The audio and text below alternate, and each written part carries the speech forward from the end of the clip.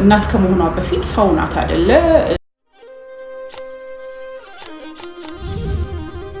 ጤና ይስጥልን። በእናትነትሽ ለልጆችሽ የምትችይው ነገርም ብታደርጊ የጥፋተኝነት ስሜት የሚሰማሽ ከሆነ ይህ ቪዲዮ ላንቺ ነው። ከልምዳችን ሐሳብ እንድንለዋወጥበት ነው ይህንን ርዕስ ይዤ የመጣሁት። እናት በመሆንሽ የሚያጋጥምሽ የጸጸት ስሜት ነው። ይሄ ማምገልት የሚሉት ወይም ደግሞ እናቶች ብዙ ጊዜ የሚያጋጥማቸው የጸጸት ስሜት ምንም እንኳን ለልጆቻቸው አስፈላጊ ነው የሚሉትን ነገር ቢያደርጉ እንደምናውቀው እናትነት የረጅም ጊዜ ኃላፊነትን የሚጠይቅ የሙሉ ጊዜ ስራ ነው። የሰዓት ገደብ የሌለው ሁሉ እንተናችንን መስጠት ያለብን ስራ ነው። ያንን በምናደርግበት ጊዜ ግን በተለይ ሰራተኛ ከሆኑ እናቶች ጋር በዚህ ያለመደሰት፣ እርግጠኛ ያለመሆን፣ በተለያዩ አይነት አላስፈላጊ ስሜቶች ውስጥ ልንገባ እንችላለን። ለዚህም ደግሞ አንዲት እናት የጥፋተኝነት ስሜት እየተሰማት ነው ወይ ለሚለው የምናሳያቸው ምልክቶች አሉ። ያው እናት ስንሆን ከልጆቻችን ጋር እያንዳንዷን ሰከንድ ማሳለፍ እንፈልጋለን። ልጆቻችን በሚፈልጉን ጊዜ ሁሉ እዛ ቦታ ላይ መገኘት ምርጫችን ነው። ያንን ደግሞ ማድረግ በማንችልበት ሁኔታዎች ውስጥ ሁኔታዎቹ አስቸጋሪ ሆነው ሊታዩን ይችላሉ። ይህ ስሜት በተለይ ከወሊድ በኋላ ወደ ስራ ስትመለሺ ልጅሽን ለሌላ ለሚንከባከብ ሰው ማቆያ ሊሆን ይችላል፣ በውጭ ሀገር ለምትኖሩ፣ እንደዚሁም ደግሞ እዚህም ለቤት ውስጥ ሞግዚትም ሊሆን ይችላል። ያንን በምናደርግበት ጊዜ ከስራዬ ልጄን ለምን አላስቀደምኩም? የሆነ ነገር ቢሆንስ፣ ቢወድቅስ፣ ቢነሳስ፣ ቢታመምስ እኔ እዚህ ቦታ ላይ ሆኜ ልጄን ስላልተንከባከብኩት ነው ችግር ያጋጥመው የሚል አይነት መጥፎ ስሜትን አንዲት እናት ልታስተናግድ ትችላለች። ከዛ ባሻገር ከወሊድ በኋላ ስራ መመለሷ እንዳለ ሆኖ ደግሞ ስራ ከገባች በኋላ የስራ ላይ ኃላፊነት አለባት። ተወዳድራ አሸናፊ መሆን አለባት። ከባልደረቦቿ እኩል ስራ ቦታዋ ላይ ፐርፎርም ማድረግ አለባት ይቺ እናት።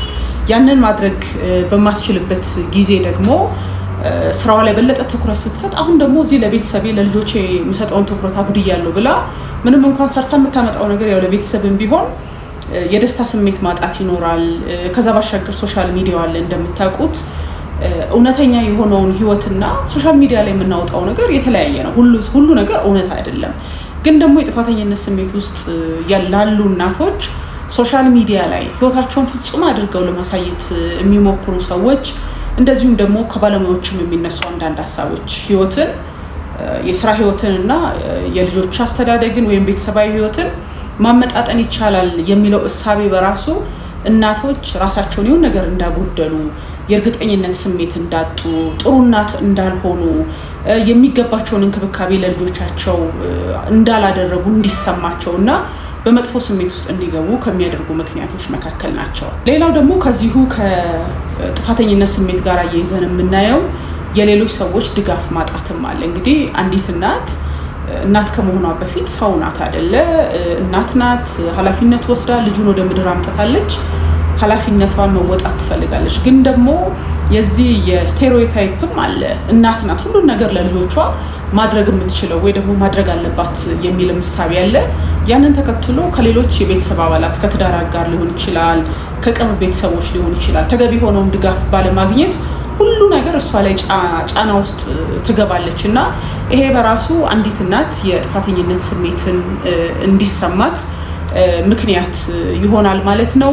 እንደምታውቁት ደግሞ በልጆቻችን የአስተዳደግ ሂደትም ትዕግስት የምናጣበት፣ በሂደቱ በጣም መሰላቸት ውስጥ የምንገባበትም አጋጣሚ አለ።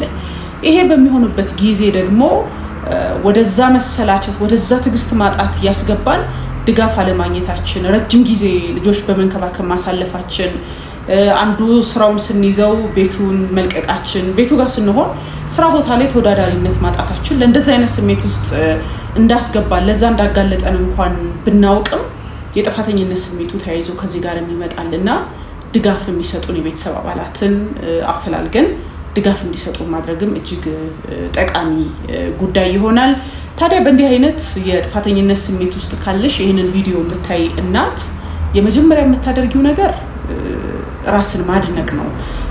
ለራስሽ ዋጋ መስጠት ነው። በተለያዩ አስቸጋሪ ሁኔታዎች ውስጥ ሆነሽ ልጆችሽ ካንቺ የሚፈልጉትን ነገር ለመስጠት እየሞከርሽ ነው። የእናትነት ኃላፊነትሽን እየተወጣሽ ነው። ግን ደግሞ ማንም ሰው ፍጹም እንዳልሆነ ጎን ለጎን ማስታወስ አለብሽ። ራስሽን ማድነቅ፣ ለራስሽ ዋጋ መስጠቱ እንዳለ ሆኖ ደግሞ ማንንም ሰው ፍጹም አይደለም። የራሱ ድክመት አለው፣ የራሱ ጥንካሬ አለው። እናትነት እንዲሁ ልጆች እጃችን ላይ ከደረሱ በኋላም ሳይሆን ገና በማህፀናችን ከተሸከምናቸው ጊዜ ጀምሮ የእናት የተለየ ትኩረትን እንክብካቤን የሚያገኙ ናቸው። ስለዚህ በእናትነትሽ የተለየ ስህተት እንደሰራሽ የተለየ ጥፋት ውስጥ እንዳለሽ ከመቁጠር ይልቅ ለልጆችሽ መልካም እናት እንደሆንሽ ስህተቶች እንኳን ቢኖርሽ ብዙ ጊዜ አብረሻቸው ማሳለፍ ባትቺ የምትፈልጊውን በምፈልገው ደረጃ አላደረኩም ብለሽ እንኳን ብታስቢ ይሄ ማንም ሰው ፍጹም ስላልሆነ ሌላ ቦታም ሊያጋጥም የሚችል መሆኑን መረዳት ይገባሻል። ሌላው ዋናው ነጥብ ደግሞ ልጆችን ቤተሰብን በመንከባከብ ሂደት ራስን መዘንጋት በፍጹም አያስፈልግም። ራስን ችላ ማለት አያስፈልግም።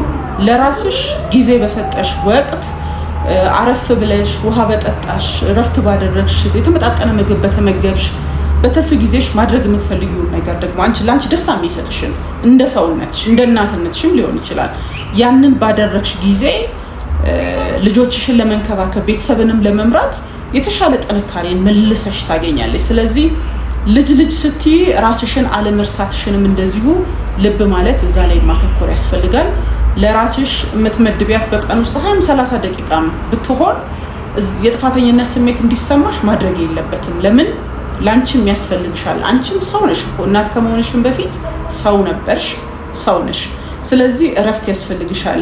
እንደውም እረፍቱ አንዳንዶች በተለይ ያው ስለ ሰራተኛ እናቶች እያነሳንም ስለሆነ ከስራ ብቻ ሳይሆን እረፍት የሚወሰደው አንዳንዴ ልጆችን ከመንከባከብ ቤተሰብንም ከመምራት የተለመደ ይሄ ሩቲን ከሆነው ከተለመደው ሂደት አንዳንዴ ዞር ማለት እረፍት መውሰድም ደግሞ በጣም መሰረታዊ ነውና የሚያግዝሽ ሰው የትዳር አጋርሽ ሊሆን ይችላል፣ ሌሎች የቤተሰብ አባላት ብቻ የሚያግዝሽ ሰው መፈለግ እዚህ ቦታ ላይ ያለሽን መሰላቸትንም እንድትቋቋሚ ጥሩ እናት እንደምትፈልጊው ለልጆቿ ሁሉ ነገሯን የምትሰጥ እናት ሆነሽ እንድትቀጥይ ያደርግሻልና ይሄንን መከተል ያስፈልጋል።